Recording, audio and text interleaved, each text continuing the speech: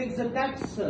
அப்படிப்பட்ட ஒரு மனிதனை Like this kind of person. இயேசு வராரு சொல்லும்போது When the Lord said, I will come to your house. என்ன சொல்றான்? What does he say? ஆண்டவரே, இதெல்லாம் அநியாயமா Lord, what have I done wrongly? 4 தடவை திருப்பி கொடுத்துறான். I'm going to give it back double. இன்னைக்கு உன் வீட்டுக்கு ரட்சிப்புட்டார். The Lord said, today salvation has come to your house. கச்சிஃபை ஈஸியா வாங்கிடலாம். கச்சிஃபை We can take it. காசு கொடுத்து வாங்கலாம். We can buy ஆனா ரட்சிப்பு கர்த்தரிடம் மட்டும்தான்.